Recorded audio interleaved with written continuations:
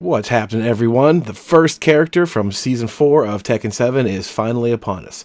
Kunimitsu was recently released, and she kicks off what's probably going to be the last phase of characters, so hopefully this ends up being a good one. So far, it looks like they really did a good job of amplifying this character. In my opinion, at this point, it looks like they took a weak character from the last game and turned her into a Soul Calibur character. Dynamic, stylish, complicated, lots of different options. She's not like, oh, just do the same combo over again and use these moves. She's got a lot of variety. Everything leads to different situational results, so to speak. A lot of flow, a lot of back and forth, a lot of hit and run. So I think there's a lot to talk about. I want to just phrase everything in normal Tekken terms, however, talk about punishers, talk about how to use your stances, play style, mix-up game, and stuff like that. So let's get started.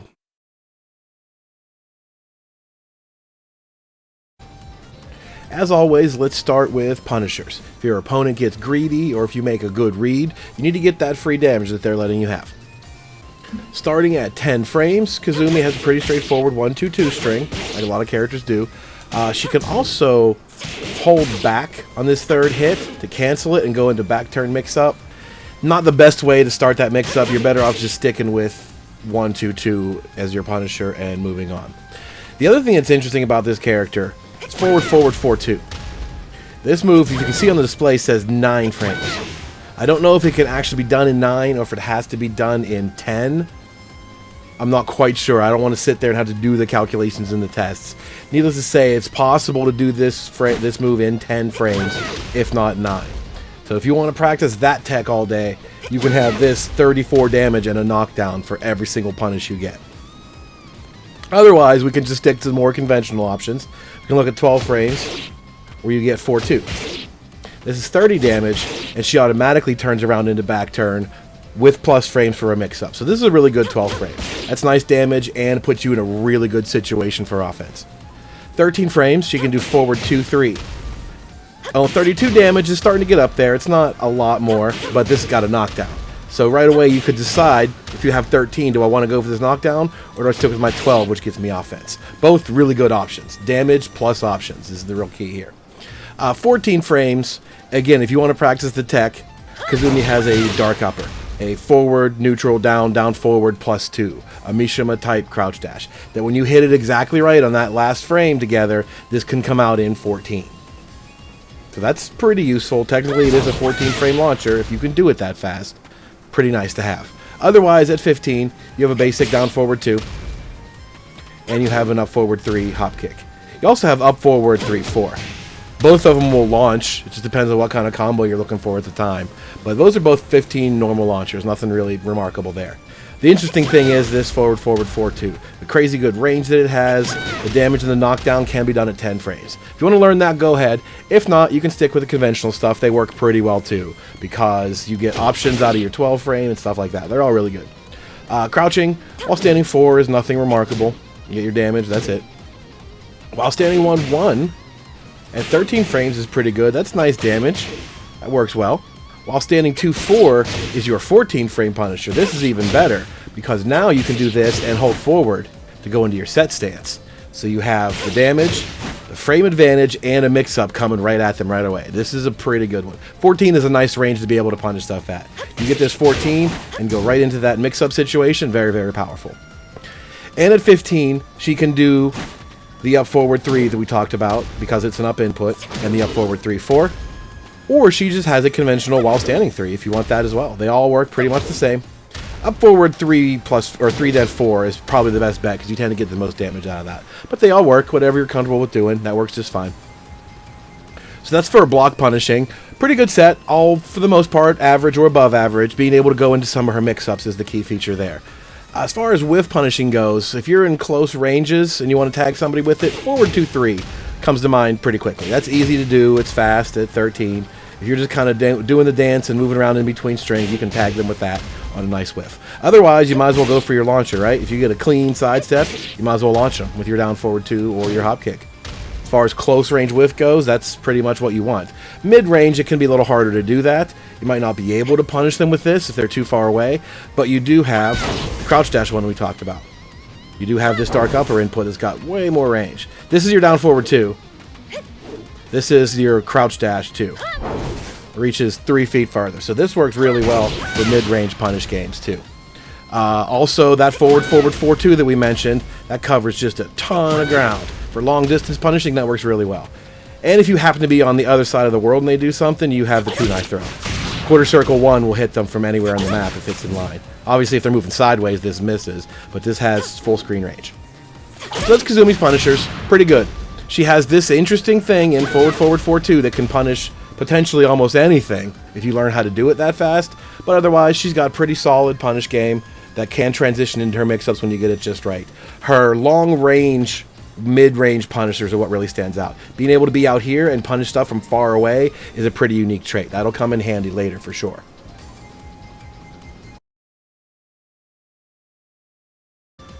So let's take a look at Kunimitsu's stances. This is the bulk of where her pressure and mix-up comes from, and where most of the dangerous activity is going to take place. This is what you want to set up with everything else that she does. So let's look at what each of these stances do to help you get a better framework for what you want to pick, given the right situation. First up is Setsunagake. I'm going to refer to it as Set, capital S-E-T for short, from here on out for obvious reasons. And you can do this by pressing forward 3. All it is this little command dash. But inside this command dash is just a ton of useful things. Set 1-2. She has this high punch string.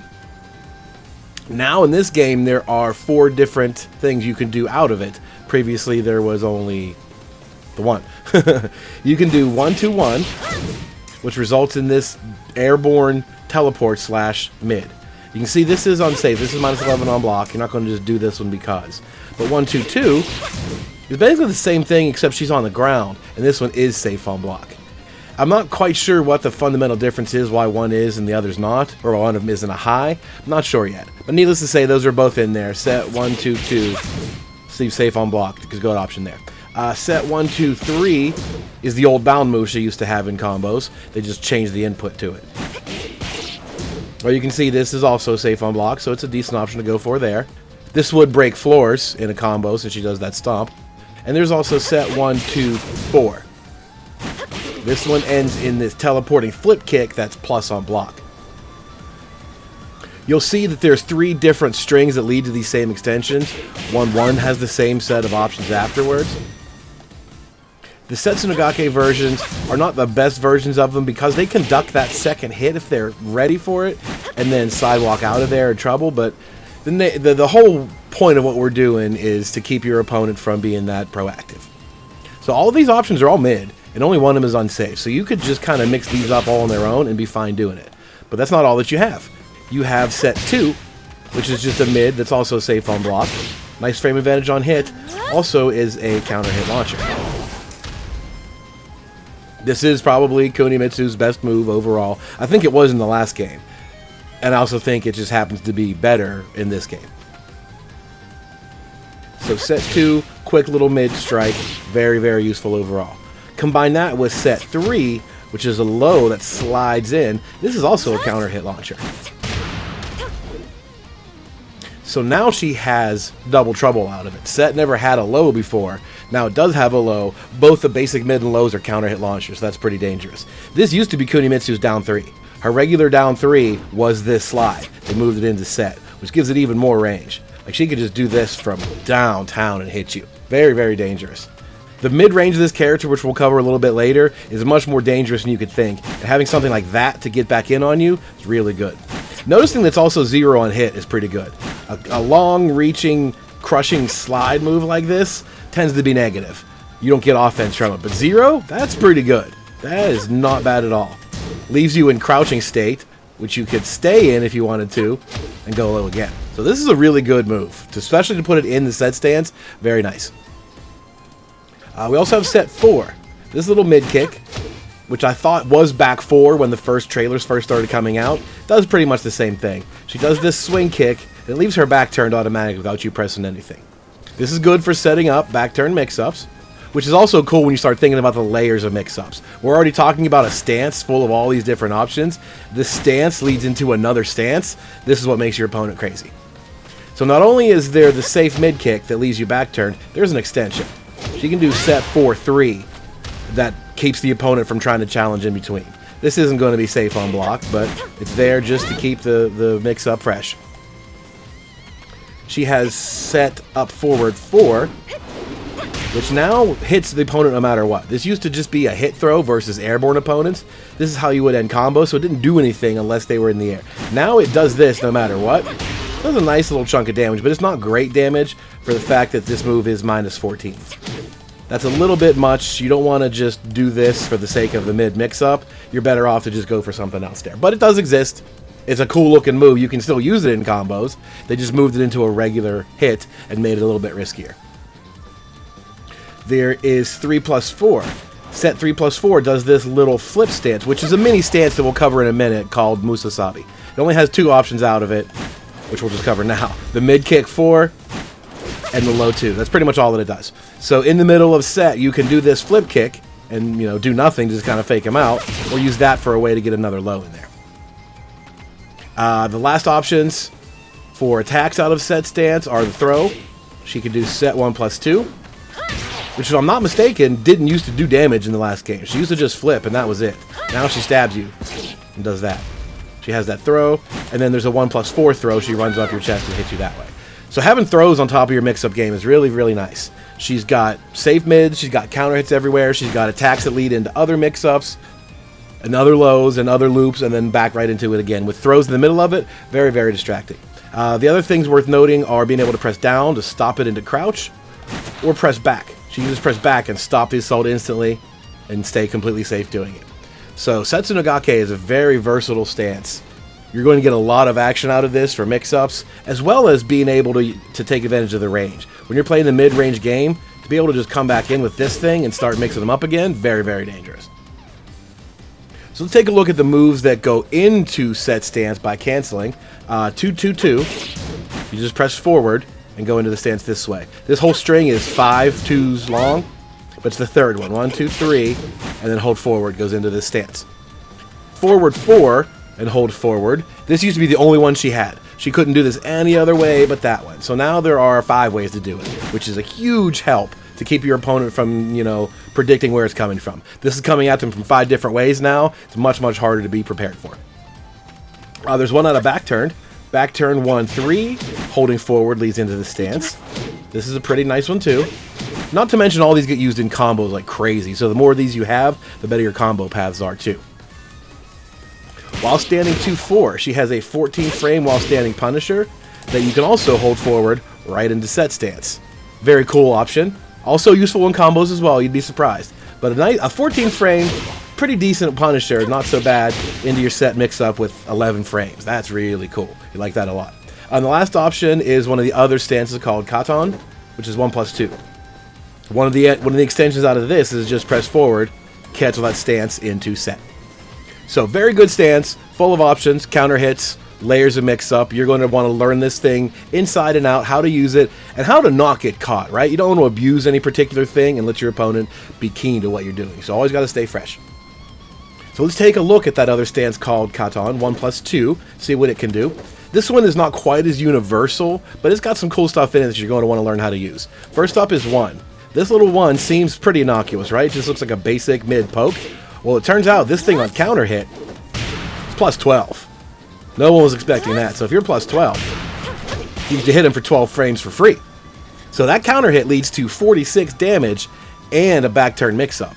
Her 4-2 string, as we learned in the Punisher section, is 12 frames, automatic back turn. So if you have +12, you get that for free, damage, and turnaround. You can get a little more damage by doing forward-forward 4-2. This move can be done in 9 to 10 frames, and it is possible to connect that and get the knockdown from it as well. So 50 damage off of that is a huge chunk for catching one little stray counter hit. It might be better to go for the other option, get 46 damage and the back turn mix-up out of it. Depends on what you need. If you're close to the wall, you want to go for the back turn mix-up. If you're out in the middle of nowhere, the knockdown is good too. So right away, Cot 1, pretty useful. Just for as a poke tool, if you happen to catch that counter hit, be ready for it. It's not an easy one to do. This one's pretty quick, but once you are ready for it, you'll be popping it out in no time. The next option, Cat 2, is this super evasive slide move. You'll notice this knocks down on normal hit. It's not a low, this is a mid attack, but she goes all the way under everything. tiny little hitbox, full crouch state, mid attack. This is pretty nice. I like this move a lot, mainly for its evasion properties. If you're going to be using this in the middle of your attacks, stuff like that, they're going to get blown up for trying to counterattack you. Cat 3-2 is a mid launcher. This is a natural launcher, but it is very, very risky. That move will launch, but she's in the air, and she's like minus 17 when she does it. It's a slow startup, so you're not going to like jam them up with it. It's really only for confusion purposes, for mixing them up. When you're going into this stance in the middle of a string, and you don't know what they're going to do, this is your mid launcher. So it is risky, but it is there to legitimize everything else. It's not one of your most favorable mix-ups. So Cat 3-2 is a mid natural launcher, and you could just stop. You could just do the 3 and stop there with your +2 frames on hit, you know? You don't have to finish it if you don't want to. And the counterpart to this is Cat 4-2, which is a low-high string. This is not a natural combo. It is on counter hit. You'll get both of these, but be warned, they will duck that second hit unless they got countered by it. That second hit by itself, however, is a counter hit launcher, causes an automatic screw attack. So there's plenty of ways to use this, but these aren't situations where you're going to get a good counter hit out of it cleanly. It can be a little tough to make them press buttons in that particular situation. But it's there. You can just do the low and stop. Do the cat stance low and then just stop from there. And every so often set them up for the mid. We mentioned how cat forward will take you into Setsunagake. You can do that as in the middle of strings. Go into cat and then right back into set without even doing anything. Very tricky. Long delay in there, but it's enough of a delay that's supposed to keep your opponent wondering what it is. You could also go back turn from this. You can tap backwards to turn around. A little bit of a delay as well, but also super cool looking, so it's worth doing, you know, ninja spin feints to get your attacks in. Or you can press up. You can press up and drop down right in on it. This is kind of just a cool thing to avoid an attack real quick. So that stance not quite as powerful as set is, but it's got its uses, especially since you can go into set from it, make them think about that double layered mix-up.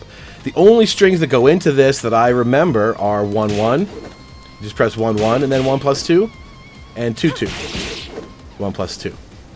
So if you're paying attention, the first 2 hits, 2-2, you press both punches to go in the cat, you press 3 of them, and press forward to go into set.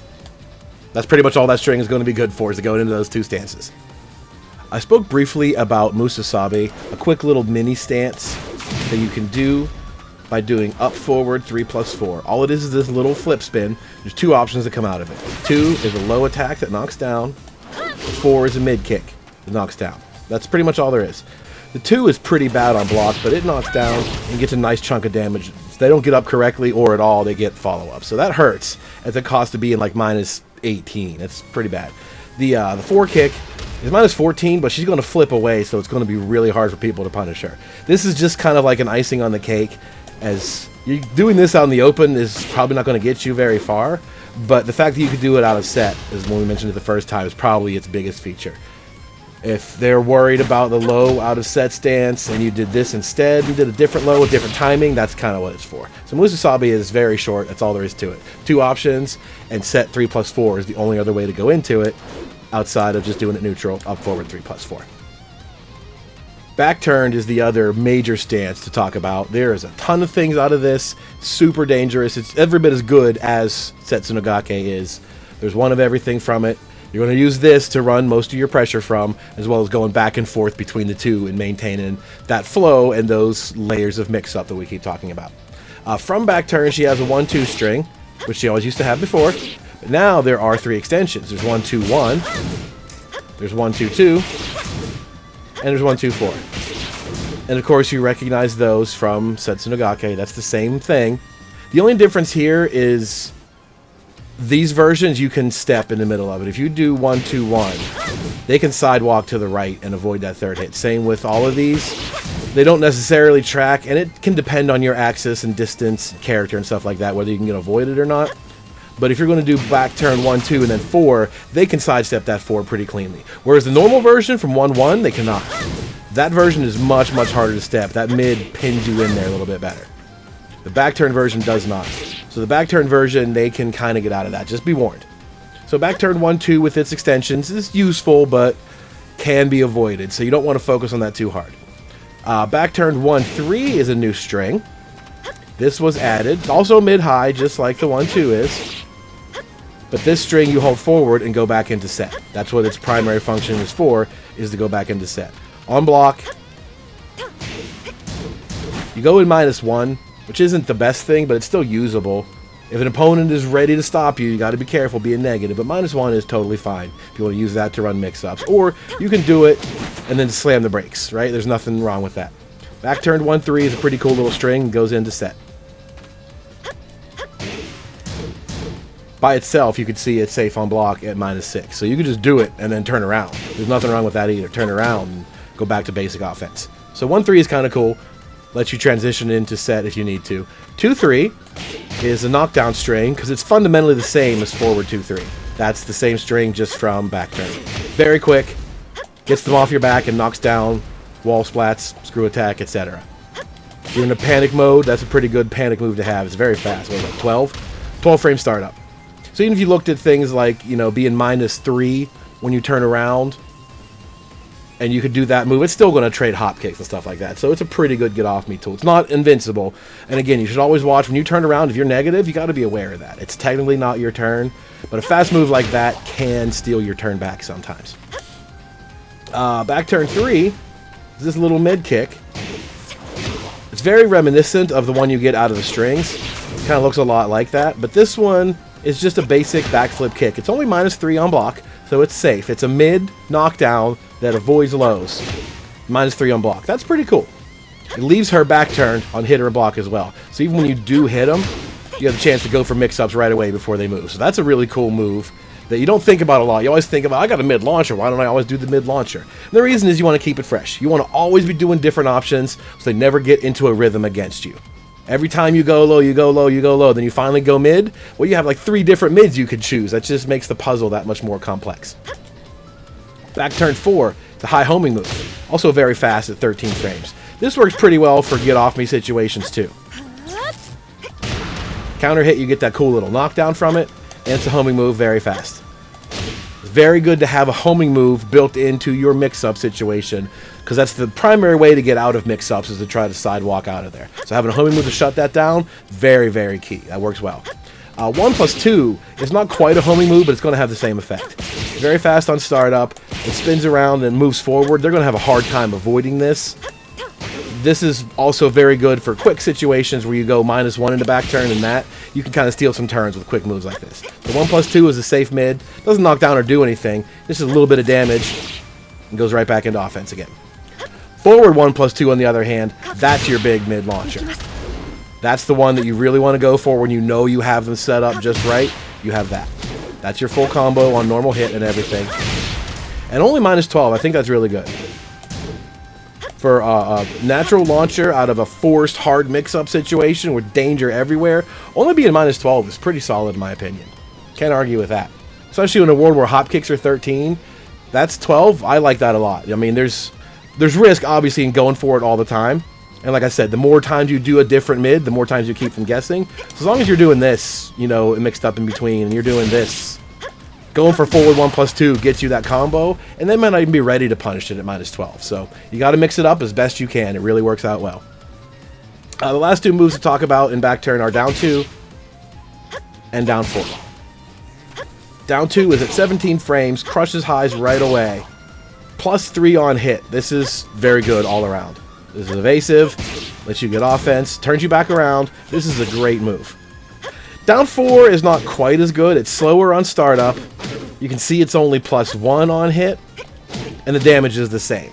So right away, down 2 it outclasses in every conceivable way, except possibly hitbox. You are really close to the ground when you do this move. She is going to evade everything when you do it. So that would be the only real advantage. They're both going to go under highs.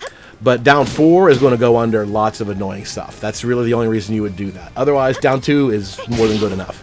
In the last game, this move was awful. It wasn't even a natural combo. They were going to block that second hit every time. In this game, at least it is a natural combo. And the last thing in back turn that really ties the whole room together is having throws. She has a regular throw, which looks like it's a 2-hand grab. Either throw, doesn't make a difference which one you do. The animation is the same. She also has a command throw, with 1+4 or 2+3. You get the same result. So that becomes super annoying. Because now you're thinking about the basic mix-up. Is she going to transition into set? What's she going to do? Command throws with a blind mix-up. You can't tell which throw break that's going to be. That's going to just annoy the crap out of people. There's nothing you can do there. You have to guess on that break or try to interrupt her in some other way and take a proactive stance, right? You can always try to beat them to the punch in situations like that, but man, the risks are heavy when you do that. So having throws is just, it multiplies the annoyance factor. There's so many things when she goes back turn. You can get jabbed, you can get backflip, there's lows, there's mid launchers, there's transitions into set, and now there's a blind throw break. That's a lot to deal with. So this is a very strong mix-up stance. You're going to use this a lot. So let's look at all the ways to get into this. You don't want to just, turn around and attack them. You can do that for Oki situations. When you end up a combo, you can run up in front and just turn around that way. Or you can use transition moves. So the first one to look at is 1-2-2. This is her 10-frame Punisher. And if you hold back, she'll cancel that third hit and go into stance. This is the worst one to do it, however. You can see even on hit, I'm -8 in the transition. On block, it's 16. So if they're ready to interrupt you, you're getting blown up hard. This is not a good way to do it, but it's fast. It's kind of quick. If they're not really paying super close attention, that's a fairly fast sequence, but it's a big risk. There is a gap in there, and it can get you destroyed. So 1-2-2 is not the best way to do this. Neither is 2-2-2-2-2. That fifth hit you can hold back to turn around. This string is not very practical at all, in my opinion. It can do stuff. The first two hits cancel into Katon. Third hit can go into set.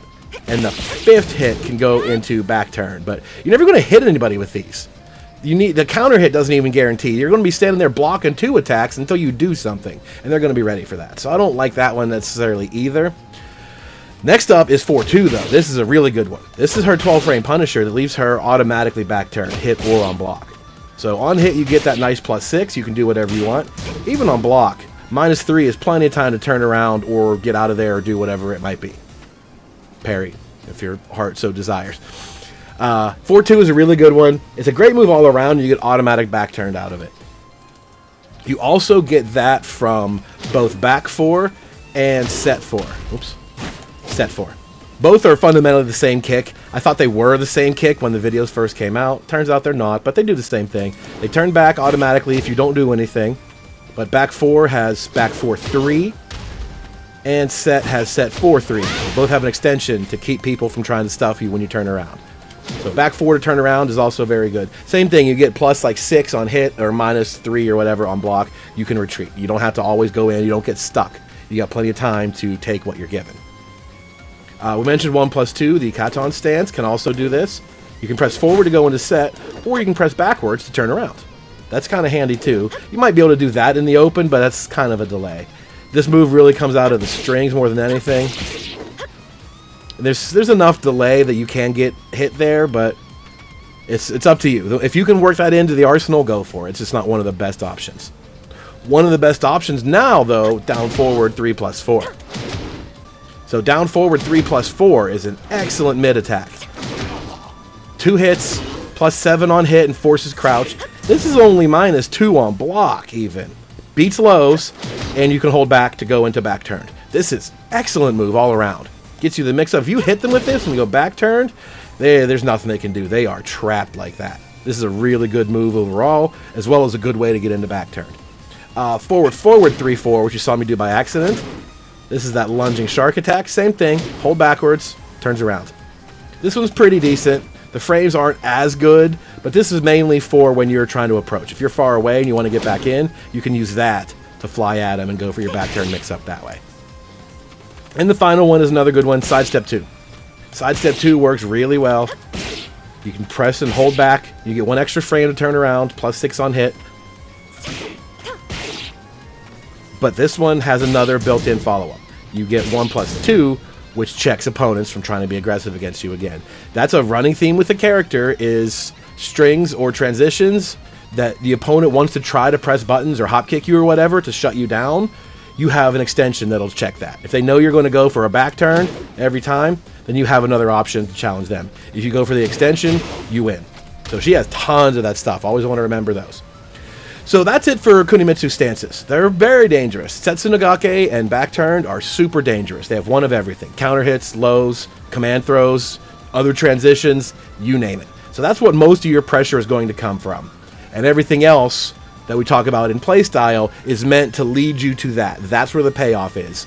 So everything leads to it, but again, you don't always have to be going for that hard mix-up. You can retreat and run away and live to fight another day. That's totally fine with this character that has good mobility. If you're getting blown up by going for heavy mix-ups, just back off and try something else. You got plenty of time to worry about it and plenty of tools to get right back in whenever you're ready for more offense.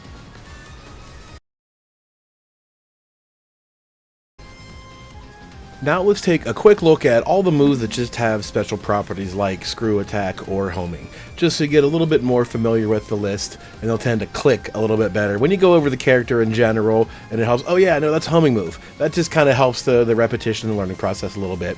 So let's go down the list of screw attacks, of which Kunimitsu has entirely too many. First up is 111. The teleport blink slash is the screw attack, which means back turned 121, as well as Setsunagake 121 are also all screw attacks. They all end in that same extension. So all three of those work. This is what you're going to use 90% of the time, especially Set 121. This is the screw attack for the most part. All the other ones are there for situations or style points or whatever it might be, but those are the ones you need to worry about. She has 3-4. Which the 4 is the screw attack. Even though the first 3 hit is the homing, the 4 is the screw attack. You have to do both hits. Forward 2-3 is a nice quick little screw attack. If you forget where you are in the combo or the wall is coming up quickly, this is a nice one to just toss it out there and get it done. Forward 3+4 is less useful, mainly because it's a high and she tends to jump over them easily. Usually you kind of had to do this early in the combo. It's not super practical otherwise. If you do like a balcony break and they bounce down at the end, then this could be a good choice because it's nice damage. But there are definitely still other choices to do. You're not going to use this one on purpose very often. Back 2 is a single hit screw attack, as is Set 2. And these two are the same thing again. If you forget your place in the combo, you could do this real quick if you see the wall coming up and adjust it for the most part. And Set is there if you happen to be in Set during the combo, which you are going to be a lot. You can just get your screw attack quickly like that. But again, you're going to use Set 121 on purpose most of the time. But these other ones are there just in case you need them. From back turn, she has 2 options, 2-3, which is fundamentally the same string as forward 2-3 anyway. And she also has back 4, a homing high attack that functions as a screw. And these are also if you happen to be back turn in a combo and you need a panic screw attack, there they are. Couple of strange ones that you're never going to use very often. Forward 3+4, 2. That's a screw attack. If it lands the string together, it causes an automatic screw attack, so it should be a screw attack if it hits an airborne opponent too. You can actually get it on a couple of launchers, like that. Let me get a little distance so you can see that one. There. So it does cause a screw attack mid-combo. You're not going to find too many situations for that, although that is hella cool if you do. Her Shoryuken attack. Forward, neutral, down, down, forward, +2. This is a screw attack all on its own, and if you land it in a combo, we'll do the same thing. Again, mostly style points, not very practical. Can use it if you need to, but you're not going to plan for it unless you know you have one specific combo that uses that in mind and you want to go for it. That's about it. The most style point worthy of them all, though, is Katon 4-2. That one, you're never going to use that. You can do it right here off this back turn launcher. That's it. You're not going to have too many other opportunities to get a crumple stun where you can use that move as a screw attack. The startup on it is just so slow, but it's there. Whatever. And the final one is while standing 2-4. This is a pretty good one to have because there are a couple situations where she ends up crouching automatically, and you could just use this. Like so. So it's kind of handy in a situation where you're crouching, but that's it. Otherwise, for real, Set 121 is all you're going to use on purpose. Back 2 and Set 2 occasionally. That's it. You don't have to really worry about the rest of them. They're just there if you happen to notice it at some time. So let's look at homing attacks, which is a much simpler list and also a lot of overlap. We saw 3-4, how we talked about the second hit is the one that causes the screw attack. Well, here the 3 is the homing. So if you're using it to stop an opponent from stepping, just stick with the 3. You don't want to do the 4. The 4 puts you at risk of getting ducked if they weren't actually stepping, if they were just kind of sitting there playing defense. You don't want to throw that out unless you're sure in a lot of cases. Forward 3+4 is another good homing move. Pretty fast. Avoids lows well, if that's your thing. Also a counter hit launcher. So this is a good move all around. And as a homing move, pretty good. It's another high, as is back turn 4. Back turn is a good one to have, because when you're running mix-ups and applying pressure and stuff like that, they're going to try to sidewalk out of it as best they can so they don't have to deal with it. So having a back turned heavy mix-up inbound and a homing move to check them is really nice. But all these are high.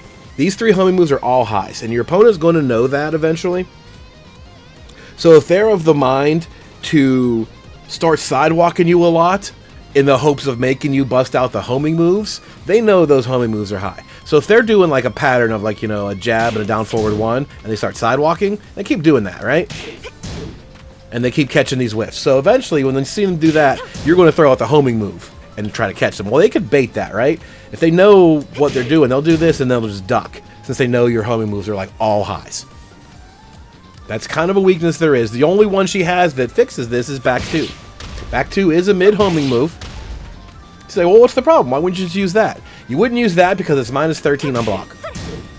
For whatever reason, they took this move, which is just like Kazumi's back 2 or Lars's back 1. Tons of moves are like this. They decided to make this power crush.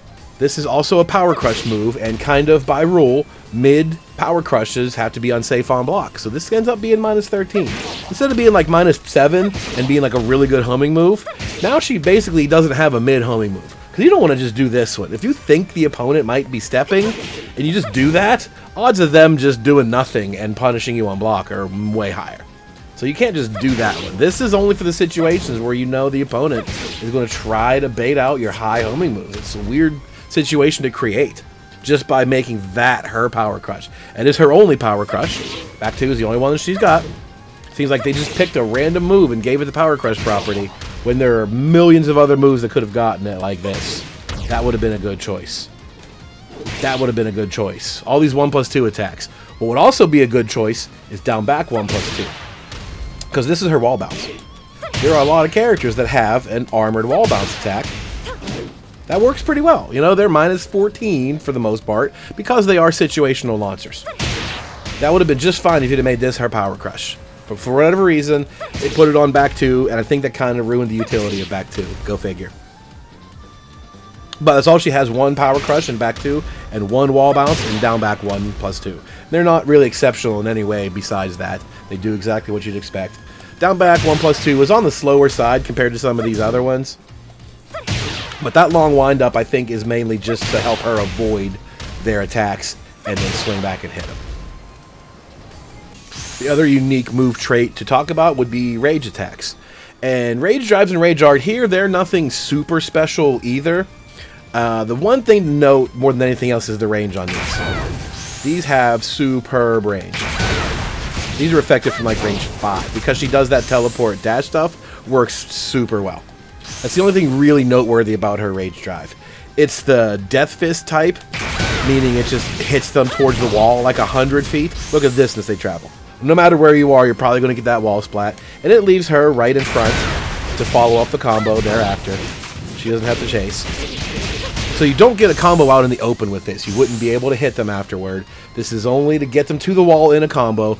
Or if they hit the wall up in the air, you can do this to resplat them. And it'll stick them to the wall on the ground, and you get a resplat and your whole combo that way. So combo extender at the wall, additional wall carry out in the open, but not a combo starter. Which is, again, a common trait. Paul and Leo are the Death Fist types. They do exactly the same function for the most part. And then finally, Kunimitsu's Rage Art also has this superb range property. That's really far away.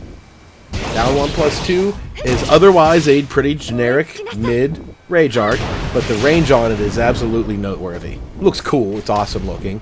Maybe a bit too long, but they're all kind of long. So other than that, her Rage Arts and Rage Drives have fantastic range, but they are pretty straightforward otherwise for the most part.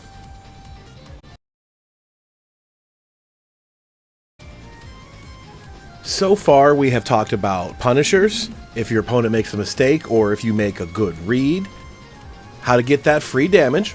We talked about Kunimitsu's stances, which are an integral part of the character. Her pressure mix-up are based heavily on her stances. And you don't have to do that. You don't have to play aggressive party style if you don't want to. You can play this character with just jab and down forward and run away and stuff like that if you want to. There are lots of characters that do that way better than her. You pick Kunimitsu for dope-ass ninja shit. So dope-ass ninja shit is what we're going to talk about for the rest of the tutorial. That's really what we're here for. So that's what's going to be the focus, is all the cool stuff she can do, not necessarily being a smart fundamental, right? We're here to have fun with this. So the bulk of this character's playstyle is based on pressure and mix-ups up close. Using these stances and the options in them. Back turned is a strong one. Setsunagake is also very strong. These are where you get most of your mileage from. The moves that are in them have a lot of reward. They can be dangerous. You go for a hard mid mix-up and they get right, and there's a -14. You get punished hard at 14, stuff like that. They might sidestep this, etc. There's always a risk whenever you make attacks like this, but the stuff Kunimitsu gets is really good. For your opponent to make good decisions against you becomes really difficult if you get at them with all the variety of stuff she has. If you're constantly doing different attacks, different setups, different cancels, different transitions or whatever, it's going to be a really hard time for them to anticipate what you're going to do, and that makes it that much harder for them to react correctly. The name of the game is keep your opponent from making good decisions. And that's true for a lot of characters, but here, the more you can keep your opponent frazzled, the more they get opened up for your dirty stuff that you got, hidden away.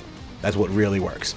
So when you're attacking, pressuring, and using your mix-ups, the goal is to get them to screw up and make a bad read or press a button at the wrong time. And if you're not, get out of there. You don't have to keep going until something happens. If they're making, good side steps and they're not falling for lows, then just back off and try again. There's nothing wrong with doing that. We'll get later how to play at mid-range, and we'll see why that's a good idea too. So when it comes to up close, the name of the game is pressure, going for mix-ups. But there is a series of basic pokes that every character has that are really just for, keeping everything honest. Using your jab, +1 on block, using your lows, etc. So every character's jab has that same property, nothing different here. But she has 1-1, which is a natural combo for a nice little chunk of damage. And 1-1 has a ton of options. First off is 1-1-1, which results in that. Goes over lows, lands on them, hits them mid. This is unsafe at -11, as you can see, so you don't want to just do this. They can't sidestep out of this version of it. There's 3 versions of this string, which you may have seen in the screw attack section. Back turned, 1-2-1, same thing, and then set 1-2-1, same thing. But this particular, the 1-1 version, you really can't sidestep out of that third hit. There's no way to avoid it for the most part. If she happened to whiff out here and do it, yeah, you can. But if you block this 1-1, you generally, as a rule, can't sidestep. Maybe Lily can. So these string extensions can really, keep them guessing a lot. There's not a low necessarily, but they're going to wonder, is she going to just stop here, or is she going to do the blink strike? If she does this one, -11, you get punished for it. However, 1-1-2, this is also mid, and this one's safe. It's faster, stays on the ground, safe on block. This one will break walls, this will splat. No harm to doing this. Since they can't really avoid it, you're giving up your turn, but whatever, you're running mix-ups. Every time you do that is something they got to think about. So the next time you do 1-1, they got to realize, is she going to go for the extension again or not? There's also 1-1-4. There we go. This little flip kick also jumps over your lows and is plus on block. This thing is +3. That's really nice. Just go from a jab string into a frame advantage and then hit him with lows and turn back. Shit like that is great. That's what we're here for. Having frame traps to use mix-ups from is just wonderful. So the good string sequence right away. Not to mention the fact that you could do 1-1 into Katon like that. There's a tiny little delay in it, but you can go right into those options there too. And now there's a ton more options there. You're going to see, as a general theme of this character, that you get a lot of rewards by getting your opponent to challenge your strings. If you do the first hit or the first 2 hits of a string or whatever, and you can get them to start counterattacking you when you do that, right? Let them take their turn and try to hit you. If you then finish the string and do the last hit, there are tons of rewards to be had. An example would be doing something like 1-1, and then there's all these follow-ups, right? But let's say you don't do those all the time. You use it sparingly. You just do 1-1, and then let them take their turn. So now you do something like 1-1, into cat, and then cat 1 has some interesting properties. Like that. It looks fast, but there's enough window in there. If they tried to challenge you, they could get counter hit. You will see that this counter hit is dangerous. It's not super easy to do. Give me one more try. Wow. I'm having a hard time here. There it is. 50 damage off of that. You have other options, by the way. What I'm doing is a counter hit off Katon 1. This little mid attack just seems pretty harmless otherwise, right? There's nothing weird there. But if it gets a counter hit, you can see it becomes plus 12.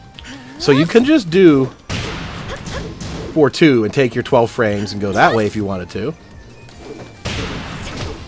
Like that. That gets you damage and gets you back turned to set up a mix-up. That's the name of the game, is being ready to run these mix-ups. So, let's just back up a little bit. What we were doing was 1-1 into cat, hopefully baiting them into a counter hit. If you catch that counter hit, you can get a ton of damage. That's hard to do. This forward 4-2 can be done in 9 to 10 frames if you're fast enough. So you can do that and get a chunk of damage when you catch this counter hit. Right away, 50 damage just from baiting them into attacking you during a jab string. That's the name of the game. So that was just a good example. Cat 1 and that counter hit property is really good. The fact that you can also just do 4-2 does nice damage, sets you up for a mix-up. That's even better. Getting damage from a mistake they make and setting up a further mix-up, wonderful. So other stuff out of Cat. Cat 2 is very evasive. I like this move a lot because it slides under things. If they want to challenge you there, you're going to go right underneath them and hit them. You don't get anything special for counter hits or whatever. It's just a really good evasive move. To just be able to do this stuff out of a jab string, really nice. Cat 3-2 has that launcher into it, which you need. This is kind of a tough thing to convince yourself to go for.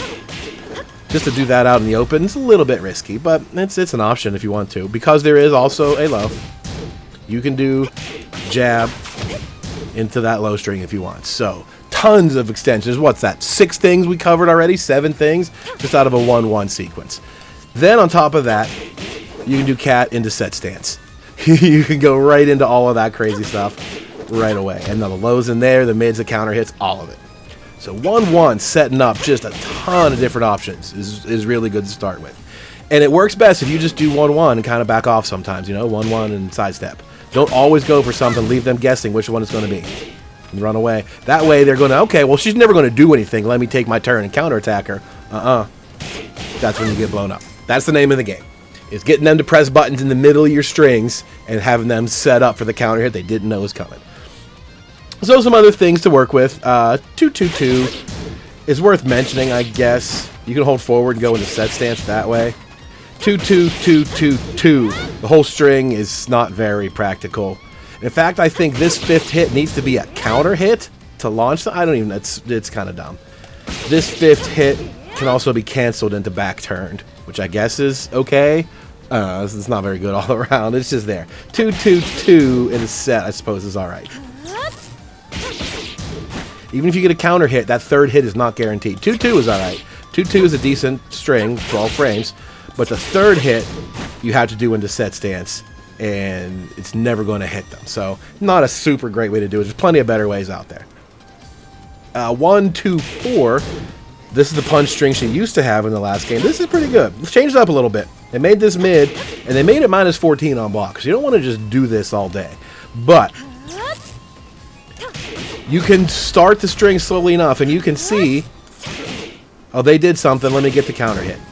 All right, you can just kind of do 1-2, and then realize they did something and press 4. It's quick. It's not as slow as some of the other ones. You do kind of have to be on the ball here, but you can, in time, recognize they did something, that you got your counter hit and let 1-2-4 rip.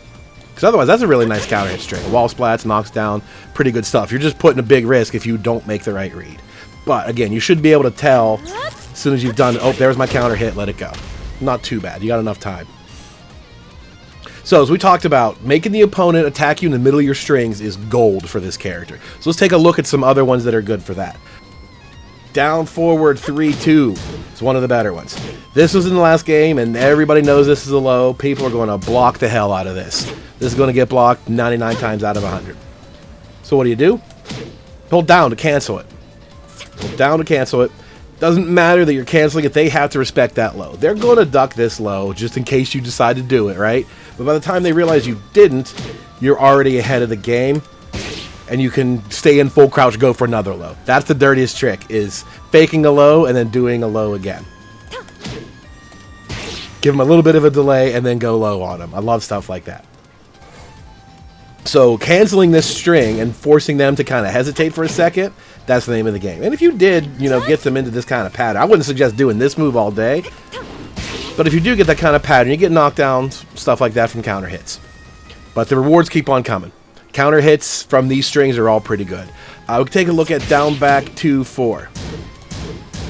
You can see this is a string by itself that is safe.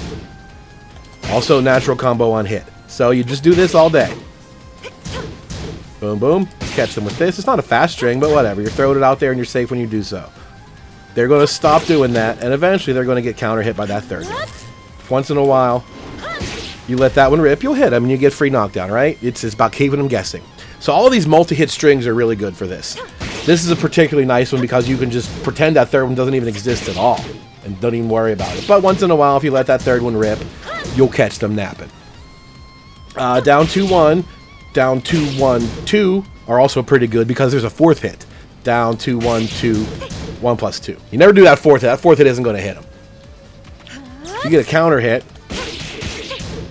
You still get the 3 hits, but not the fourth. So what you're doing is just 2 hits, down 2-1, or down 2-1, 2. That gets blocked, whatever. They're never going to know which one you're going to do. They're never going to be prepared for what part of the sequence. Like, the third hit is safe. So you could always just go for that third hit and stay safe all the time. But if you just stop at the second hit, you know, they're going to be frazzled. They're not going to be used to what you're doing. They can punish you if they're ready to do so. And if they're not ready, then they won't. You know what I mean? It's that easy. So if you're always screwing with a number of hits and leaving strings, they're not going to be ready to do it. Down 2-1, not the best string in the game. 2-1-2 is a little bit better, but mixing up that number is really key. Let's look at some good counter hit ones. 3, 4. If you're just doing 3, as we talked about as a homing move, you don't want to do that second one and have it get ducked or anything like that. So you're spending the whole match using 3 as your homing move. If they decide, okay, you know, I was out of range of that or it whiffed or whatever, let me go in and attack. A little far away. This hit by itself, counter hit launcher. So that 4 is worth it if you know you've got that aggressive opponent that wants to challenge you. If you leave them a window to challenge and they do it, finish the string. Follow up whatever it is and stuff them. So there's tons of stuff for that. Back 4 is a move you're going to use a lot because you can go back turn from it. Same thing here. Like, okay, well, she's just going to go back turn. Let me challenge her. I'll just hot kick her as soon as she turns around. Well, if they do that... Wow, look at the range. I was trying to make that whiff. Counter hit. 43 damage, you know, just like that. And you can also do the same thing with down forward 1-3. That second hit launches them on counter hit. This string is much better than it was in the last game all around, I gotta say. Before, this was not even a combo on counter hit. They would still be able to block that second hit on counter hit, which was kind of dumb. But if they got hit by it, they would get launched. So in this game, the string is a combo under counter hit, but no launcher. They have to get counter hit by the 3 itself in order to get the launcher. But that's fair. I have no problems with that. That's just another tool that you get to use. You get some cool combo stuff out of it. So what's interesting here is because that's a high. If you're just doing down forward 1s, right, and then you get them to challenge, there's your counter hit. But otherwise, they might just try to duck instead of challenge because they know this is a high. You do have down forward 1, 2, 2. So if they get hit by that second, if they duck and they get caught by that second hit, boom, for free. Just keep in mind, this one is also not going to be safe if they did nothing. Minus 14 is kind of a lot, just to keep your mix-up honest. So this isn't the strongest mix-up, but it is there. If your opponent's not having a good time of keeping up with what you're doing, you can start getting away with murder. Go for stuff like that counter hit.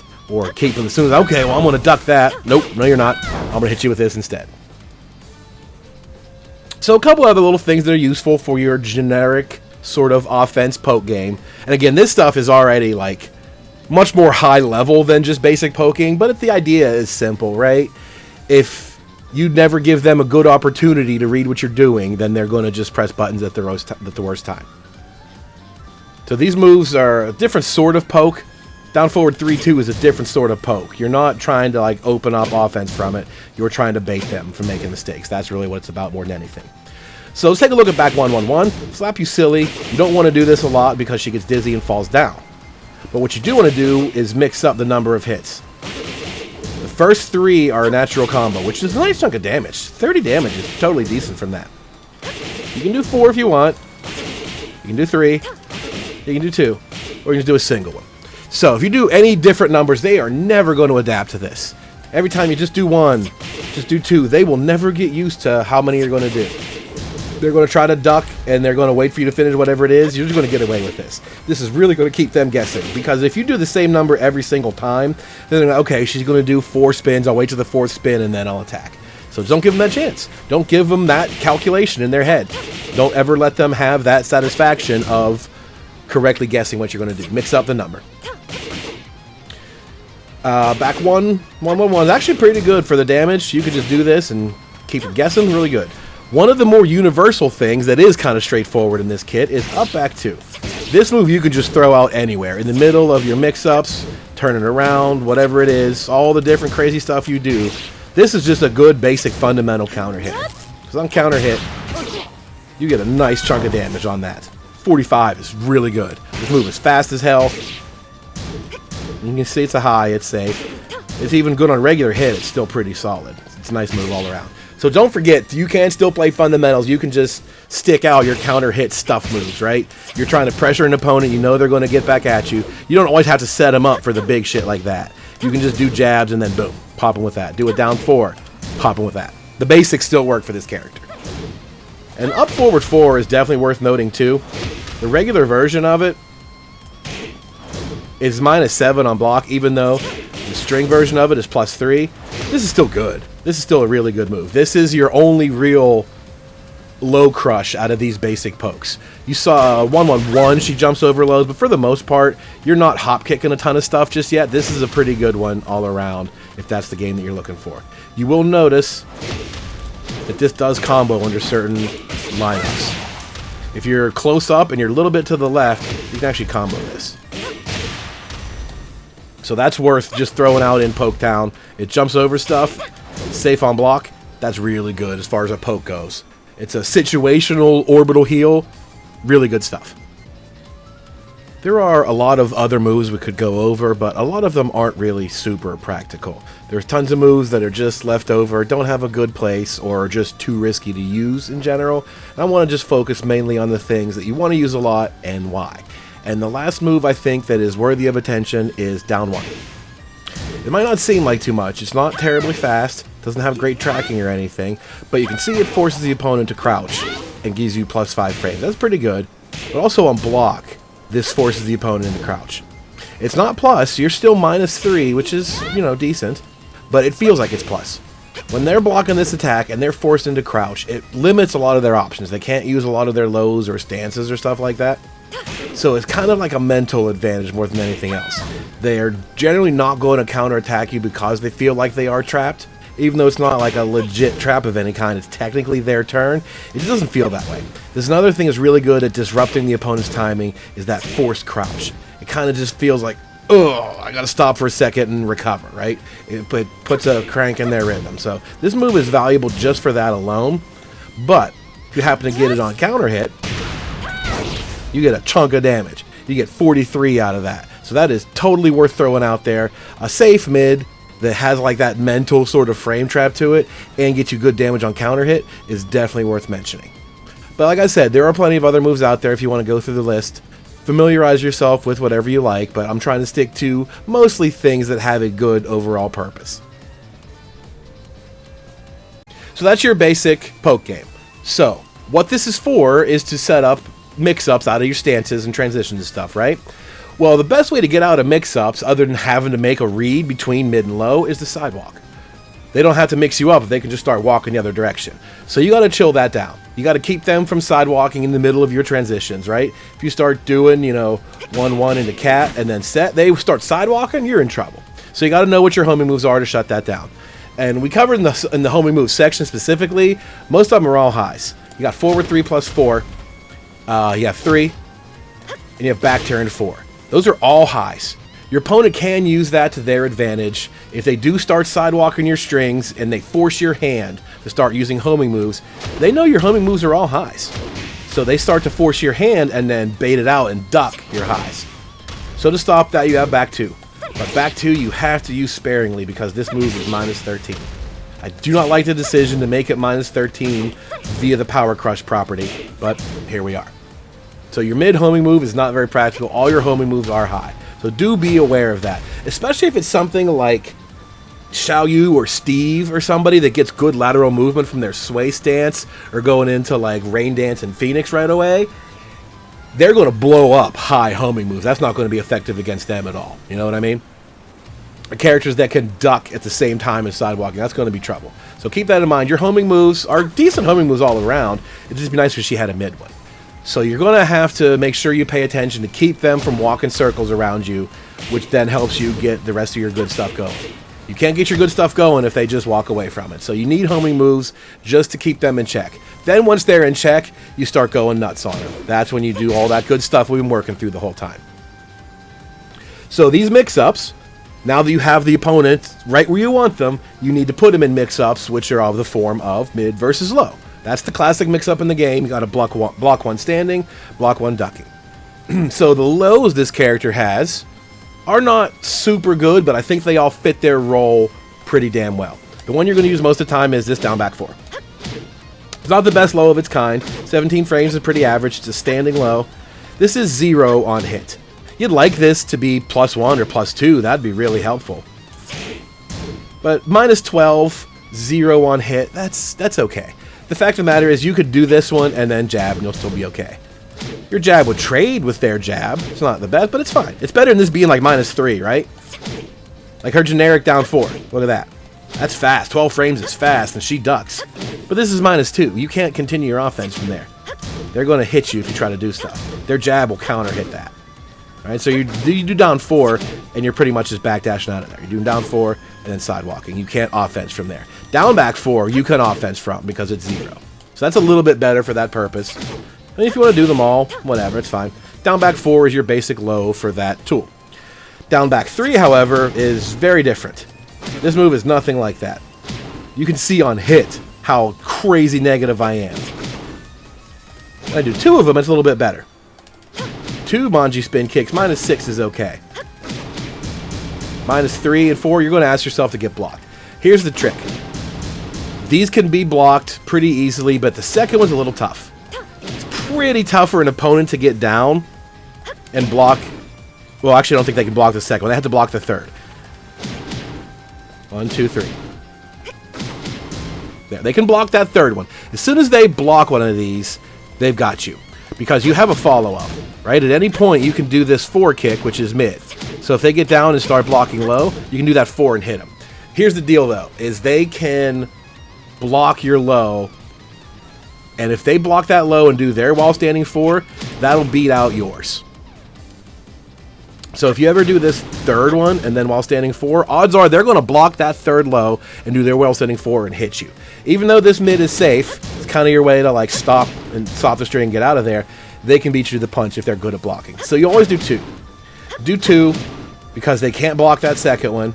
And then if you want to do the mid kick afterward, you can. There's not really any defense they have against that. It's not going to hit them. In fact, you might even catch them trying to duck and block that third one. So 2 manji spin kicks into while standing 4 is what you really want to do. But here's the cool thing, is you could just do 1 if you want, or do 2, stay crouching. You can just hold down back, and you'll stay in that crouch and never get out of it. I watched Wednesday Night Fights tonight. Suken played Run It Black against Jin. And Jin did his Rage Art, which is a high. And Suken did this down back 3 at the same time. And it hit Jin, it takes damage from the lows, and he just stayed in crouch the whole time in the slow motion, and the Rage Art goes right over his head, and he wins the game. Like, it was the perfect situation to do that. Using this low and staying in the crouch state, that's the gold right there. That's what you really want. Because your crouch state is a little bit dangerous. You have 2 more lows out of it. Full crouch down forward 2. As you can see now is plus on hit. 22 frames is a little slow. This is not the fastest low, but now we got plus on hit. Now you can run offense from this. This is a little bit better. Full crouch down forward 3 is even better. This move is faster. Knocks them down.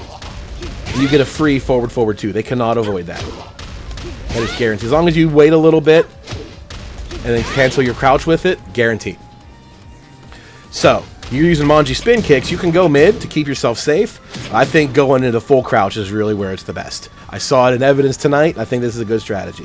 The old go for a low, and then just do low anyway.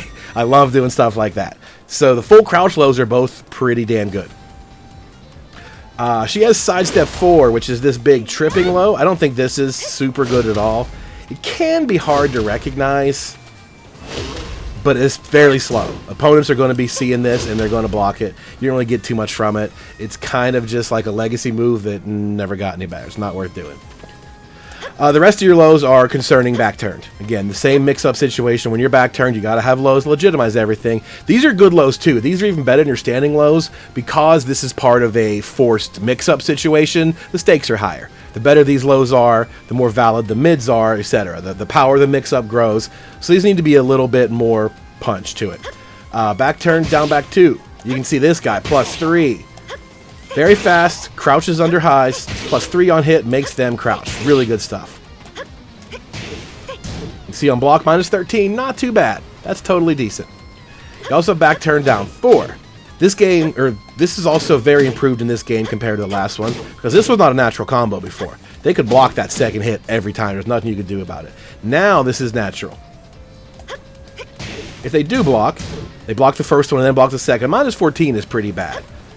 But overall, getting 20 damage, plus 1, and a crouching opponent, not too bad.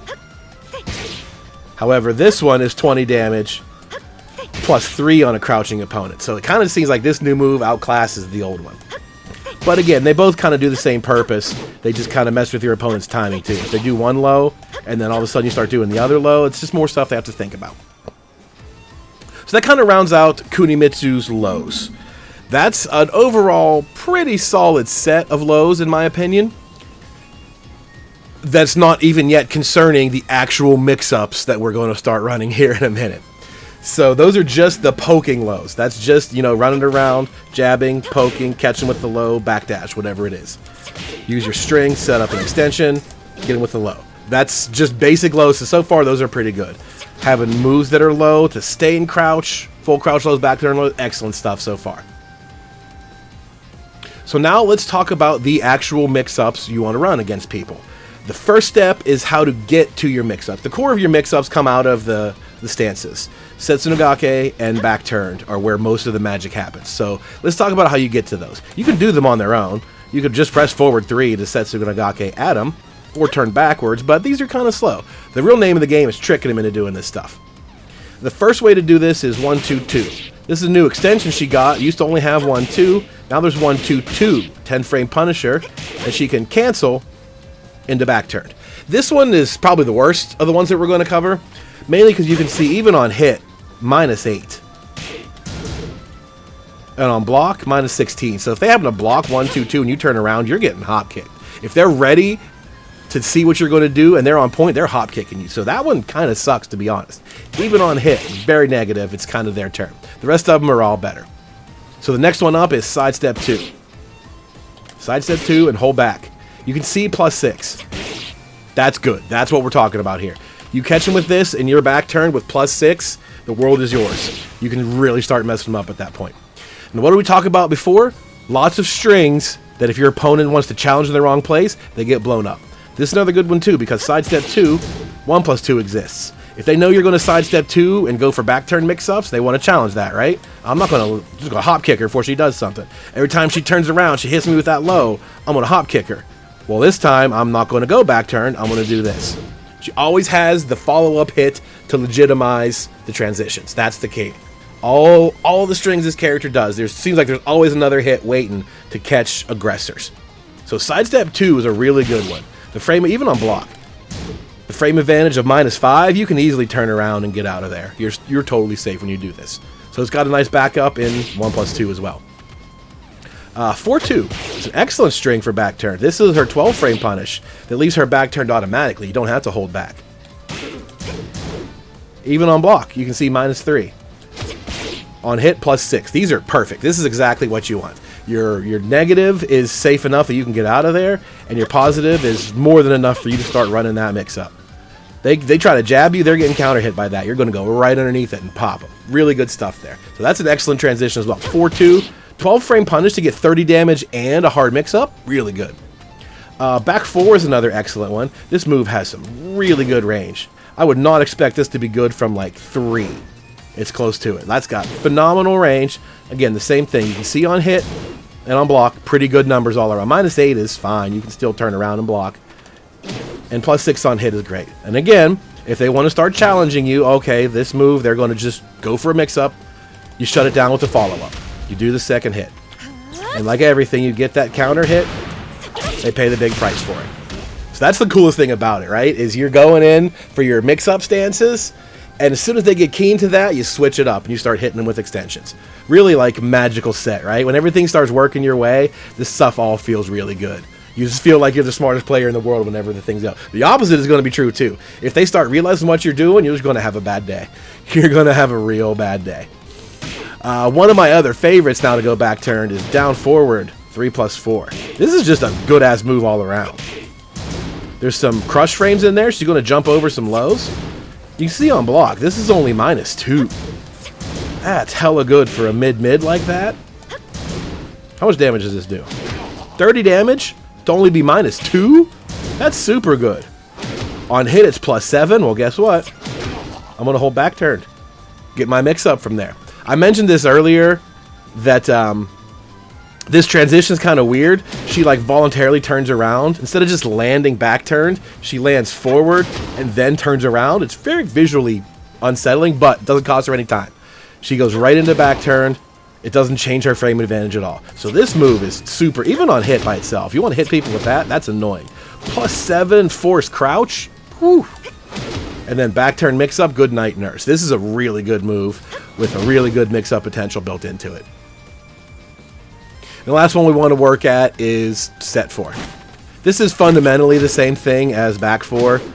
When the first trailers came out, that's what I thought she was doing. I thought she was doing this move until I realized it was set 4. The only difference is she spins the opposite way. It's basically the exact same kick, she just spins it the other direction. The result is the same. They both go into back turned automatically without you having to press anything. And if they try to challenge you, you have an extension. Promise you, as soon as you catch somebody with that, when they try to get aggressive, they're going to stop getting aggressive. So those are most of the ways into back turn stance, and that's enough. There's some really good ones. Sidestep 2, excellent. 12-frame Punisher, excellent. Back 4 and set 4, safe mids. Down forward 3+4, incredible mid into stance. Your primary ways to get into Setsunagake are forward 4, the old way. She used to have this, and that was it. There was no other way to go into that stance. That was the only one. And that's still a good one. You can see it's +7 on hit.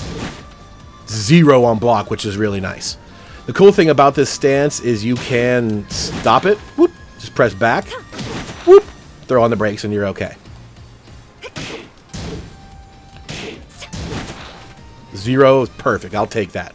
So forward 4 is still going to be a good one. The next one you're going to see is from back turned 1-3 into set. This is also pretty nice. You got nice frame advantage, even on block. -1, it's not the worst, but it's good enough. Especially if you're going to do something like set 3, for example. Go under those jabs. They know -1. They want to try to jab you as fast as they can. She has options to beat jabs. She has options to beat everything if you're smart. That's the cool thing here.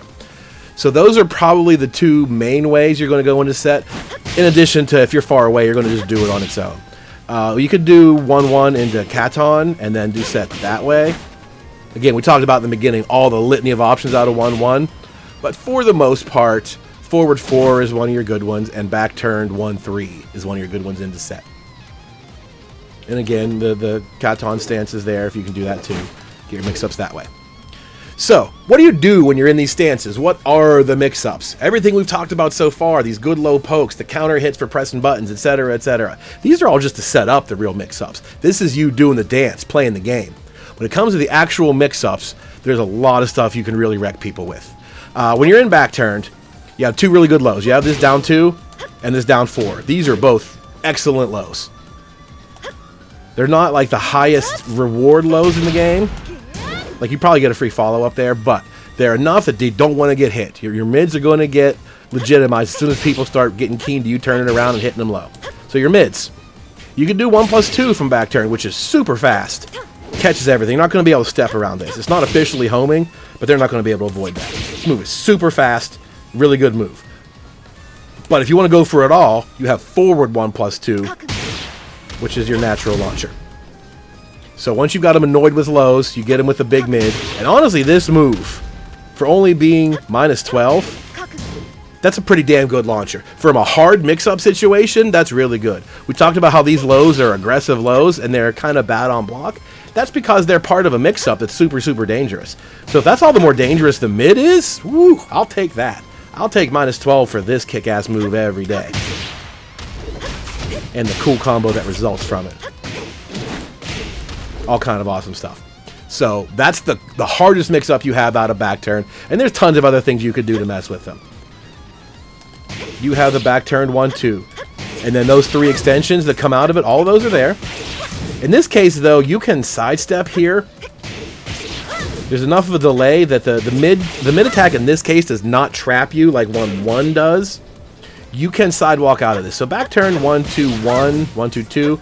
These are kind of dangerous. You can get stepped here. It's not consistent. It kind of depends on character and your range and axis and stuff like that. But just be warned, this is not a free frame trap. They can avoid this one. So you don't want to go too far. Sometimes it's better, like we said, to just do half a string and then stop. That way the next time they're not prepared for when you do complete the whole string and they get wall splatted. So other stuff out of back turn, 2-3 is really good if you want to just catch them with something fast. High, knockdown. Pretty solid all-around move. And you've got a homing move. If you think they're going to start sidewalking your mix-ups, you got a homing move to shut that down. That's the bulk of the core mix-up back turn. These lows are really, really good, and they're going to annoy the crap out of people. And you've got a big, heavy launcher. That's pretty much all that you need. There's not a ton of other stuff that's really worth it, but there is. There's the backflip and stuff like that. So you want to go through and make sure you know all the options that are there just to keep it fresh. The more things you throw at them, the harder it is for them to sift through it all. The set mix-up is also pretty good. There's a good basic fundamental one, and there's all the wild shit you can throw at them. 2 is the mid, 3 is the low. Both of these are counter hit launchers. If they try to interrupt you or stuff you or whatever, and you catch it just right, you get a combo from both of these, which is also very nice to have. And set 3, counter hit launcher as well. So, those aren't super dangerous by themselves. They're just going to be passive and stand there and block. You don't get a ton from that, but this low is enough. You know, they don't want to get hit by that low all day. They're eventually going to have to do something. So you've got plenty of other things. You could do set 4.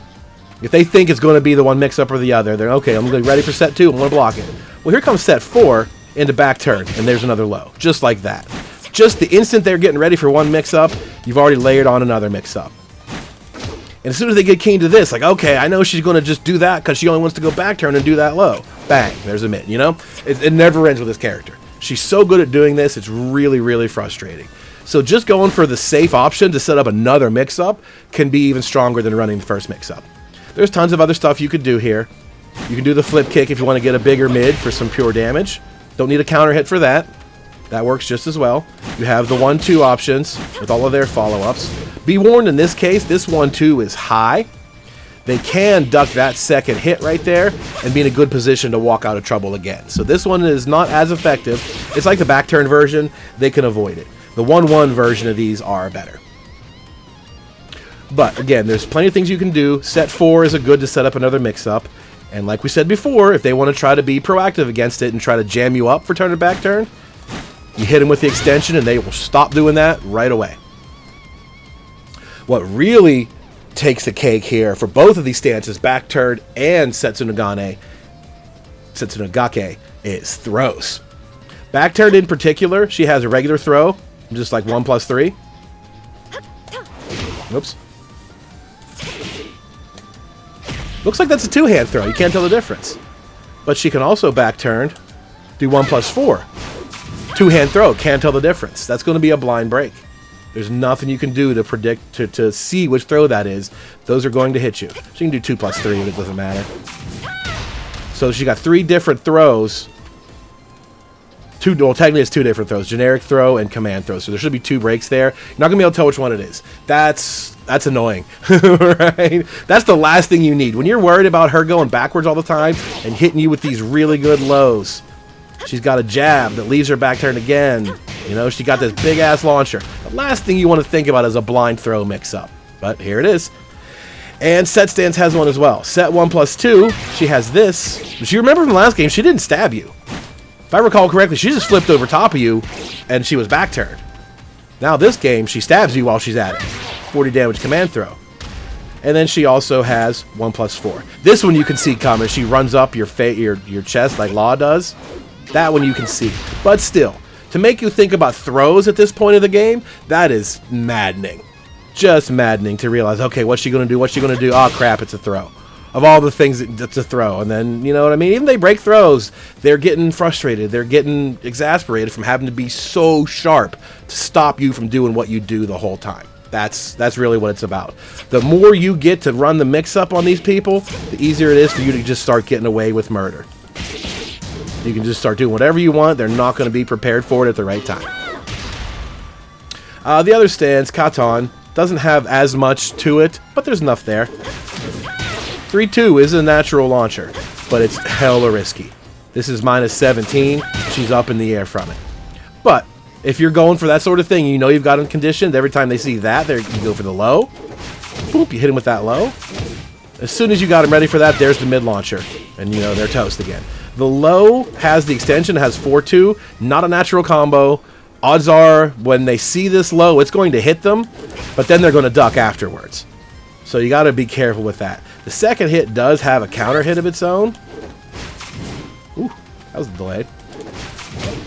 Oh, wow. Well, on counter hit, it does hit them. Look at the range on that. But the second hit counter hit alone is a screw attack launcher. So there's some utility in there. It's just going to be kind of tough to get them to counter hit at that particular moment. Odds are they're going to either just duck and wait for you to do the high or punish it straight away. So it's a little bit trickier to get that one worked in, but it's there. That's a classic mix-up. An annoying low or a big giant-ass launcher. The other things that are worth, again, the more things you can throw at them, the more it's hard for them to deal with it. So if they're thinking about that stuff, little quick things like this just annoy them. Oh, they get hit by this thing, go back to low, run your mix-up again. 2-2, bang, bang. Right? And this is just good all of its own. We talked about it in the beginning. How it's really hard to do that. It's very hard to do that. And in fact, it might just be better to go for 4-2 and take your mix-up that way. But, like, right, having that in the middle of everything, too, now we're worried about this thing. What if I want to stop this so bad? Let me just go for duck jabs. You will pay the price. You get counter hit by that. You wish you wouldn't. There's that low again. There's, you know, more stuff coming right at you. And here comes back turn blind throws. You know? It's really fun. This is a very fun character to play because it's going to make people insane. So that is the majority of what you do with mix-ups. Your stances are so dangerous. There's so much there. But the best part is the litany of ways to get into those stances back and forth. Different timing, different rhythms, different everything. In the previous game, forward 4 was the only thing she could do to get into set. And you know what I mean? That wasn't worth too much. You were pretty much just staying back and throwing set 2 until it hit a counter hit. This game, she's everywhere. She's doing stuff all over the place. She's constantly changing into back turn. She's going into set mix-ups everywhere. It's crazy. So let's talk about some specific counter hit stuff that are definitely worth mentioning, just to make sure these are on the top of your mind when you know you've got a buttony opponent, right? We didn't talk about this in the section for lows, because I think mostly this sort of sucks as a low. Down, 3, 4, 1. This whole string is a combo on counter hit. And the same situation as 1, 2, 4. You should have enough time to just do down, 3, 4, realize, oh shit, they did something, I got my counter hit, and then let it rip. Otherwise, down 3, 4 gets ducked, down 3, 4, 1 is minus 11. So you got to be careful there. This is mainly just a counter hit tool. Like I said, you should be able to detect your counter hit and let it rock for 57 damage. You don't want to use this as a low. 16 frames minus 3. Just do down back 4. 17 frames and 0, right? There's no point to doing 3. 3-4 by itself can be a little risky. Sure, they can duck that, but like I said, this is fishing for counter hits. This is, you know, you're pressuring them, they're getting harassed. Maybe they're going to power crush out. Well, that counter hits power crush. That's what that's for. You're only really going to use that to fish for counter hits. I wouldn't use it as a low. Some of your other options to do so are forward 3+4. This thing has phenomenal range behind it. It's a high homing move, safe on block and all that. That's a really good counter hit fisher. If they're coming at you, that's a pretty good way to stuff them from what? Range 2? A little over range 2? Good stuff. Forward 2 is similar. This is a mid, and this is only -10. Only being -10 on block is pretty good, because this jumps over lows, knocks them down on normal hit, and you get counter hit launcher. That's a really good move. That's a really good move. Has excellent range because it's forward, and it has its animation. Great counter hit fisher. Outside of that, I mean, what more do you want, right? There's a high counter hit launcher, a mid counter hit launcher, a low for 57 damage. What more do you need, right? The only things you really other want to be concerned about are set 2 and 3. Set 2, counter hit launcher, and set 3, counter hit launcher. That's pretty much it. I mean, you don't need more than that. You have your approach stance. You have good range on 2 other basic counter hit fishers. That's a really good set in and of itself. Tons of other counter hit properties out there, but those are big. A low for damage, a high for damage, and a mid for damage, and then fantastic range. They start running at you and they flinch with a button, bang, set 2. So the other choice you have, if they're going to attack you and you want to try to defend yourself, you don't have to always throw out a button and take a risk with it. You can try to avoid them. Kunimitsu has some interesting movement tech. She has up 3, where she just flips around, goes right behind him. You might have a good chance. If they're running at you and you manage to jump over something quickly, you might be able to just kunai them in the back. She used to be able to hold up and flip right back into her original position in the last game. That was dirty. That was probably deemed too dirty for this game. That's a bit too much.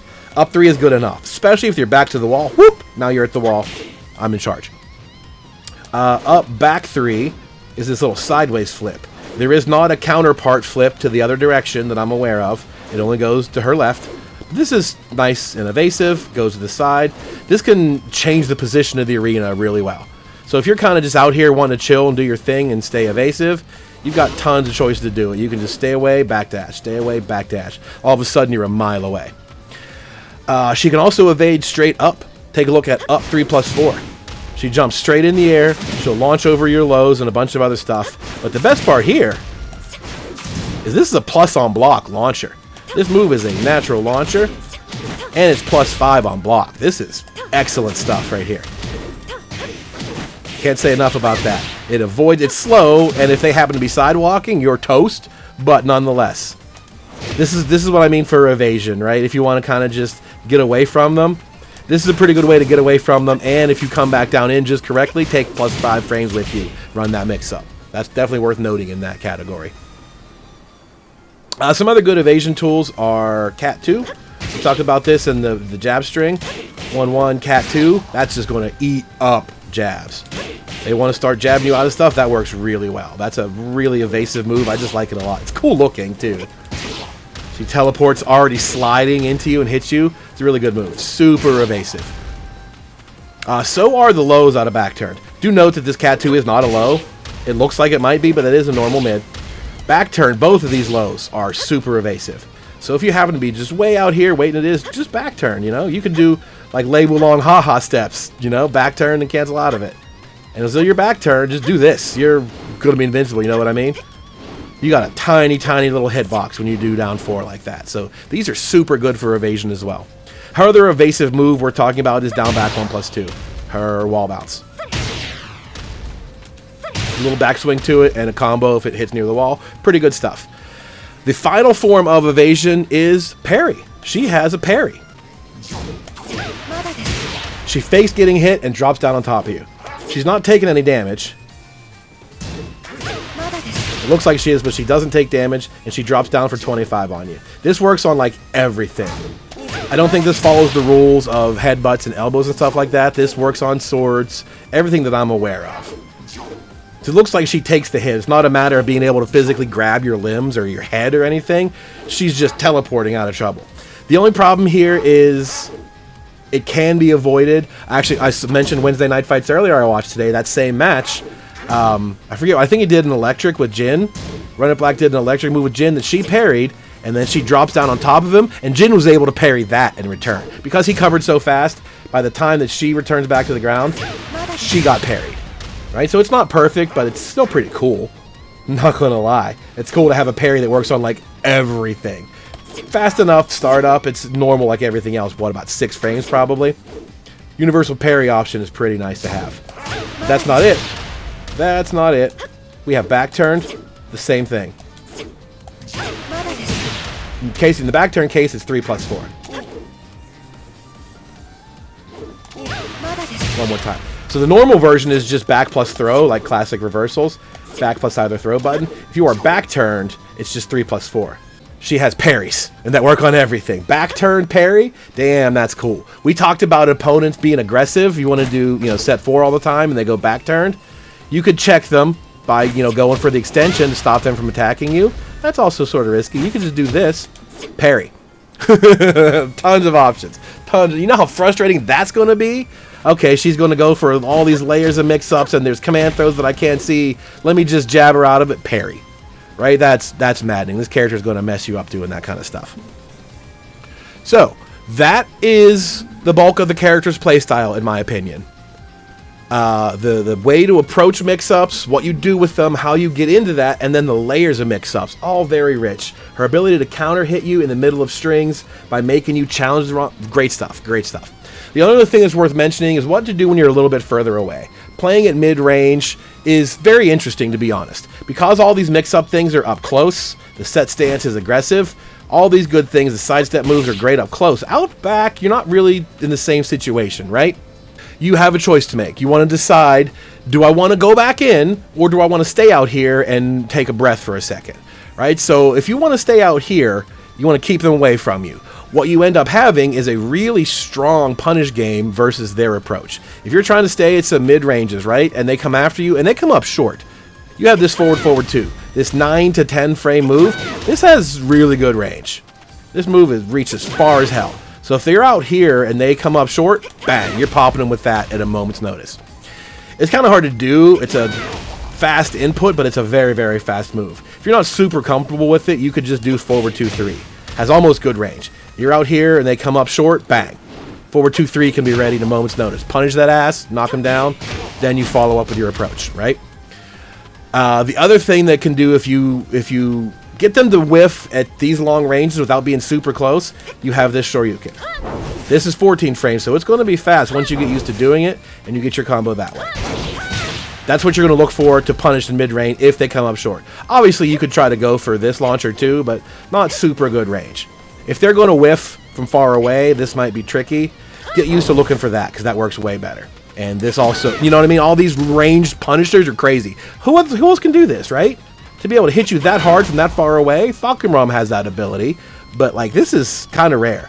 To be able to stay out here, backdash again, and then still be able to punish from so far away is really good. So that's what makes mid-range unique, is that you could stay out there, draw them in, and continue to go further and further away, but still be dangerous.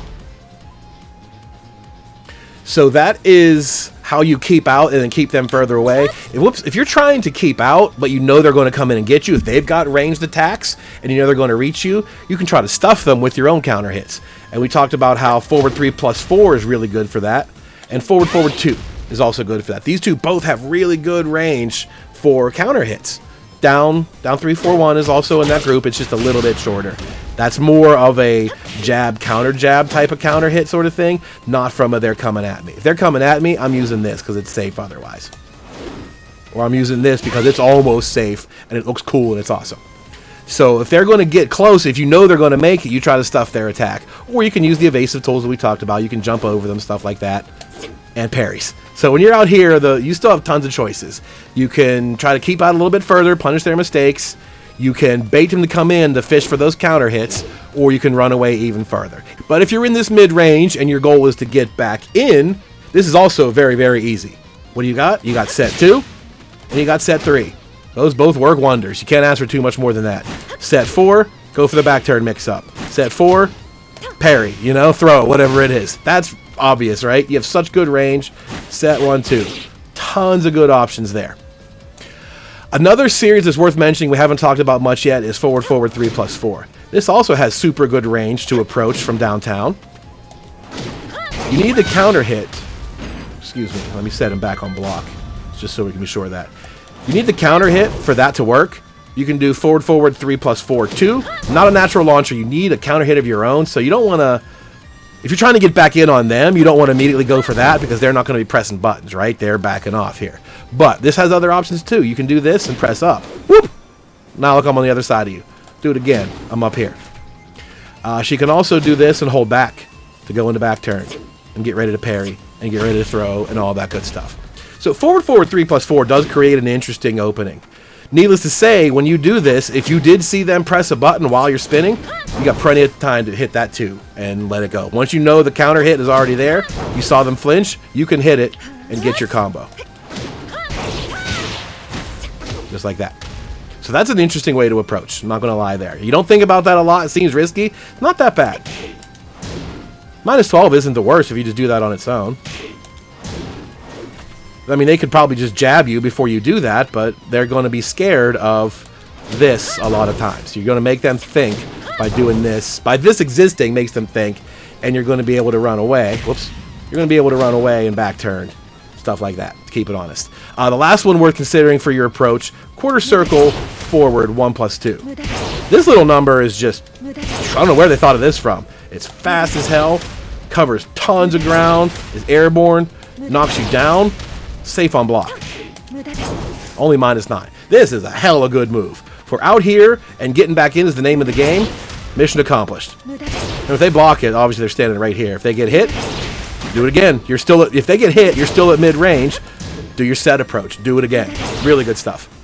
The last thing's worth mentioning, at mid-range, if you got an opponent that's completely frazzled or just sleepy, you got unblockables that are kind of decent. Forward, forward, 1+2. They could totally get hit by that. If they're not ready, 30 frames is a decent startup. That's why it's only 20 damage. They could totally get hit by that if they weren't ready. Let's be honest.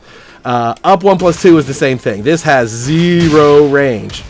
But we talked about up 3+4 as being good. This is also good too. You could hit him with that. It's possible. I think honestly you're better for going for 3+4 because you get the plus frames on block and combo on hit. But I digress. That's the icing on the cake. If you start hitting with unblockable shit, they are never going to think correctly again. They will be defeated mentally. You got it. So that's pretty much it. Like I talked about, long range is really just run around and get yourself back in the mid-range. Bait them into coming into that mid-range where you become dangerous again. That's really it.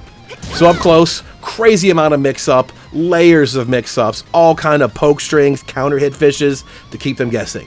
There's some risk involved, but it's not the worst amount of risk I've ever seen. The cool thing is when you realize you're going to start to get blown up and they're making good reads, just run away. The character's got good movement. Just run away and start over again. She has the girl backflip. You know, she has up back 3. Just get out of there and start over. You don't have to continue to pressure to win the game. So you get out of there, get to mid-range, you become a different kind of dangerous at mid-range and ready to get right back in. So I think that's the best way I can describe this character. There's a lot to take in, I'm not going to lie. This is bordering on 2 hours already, I'm sure. There's tons of options, the stances, the mix-up, the cancels, the transitions, all that dope-ass ninja shit we were talking about. Looks pretty good, right?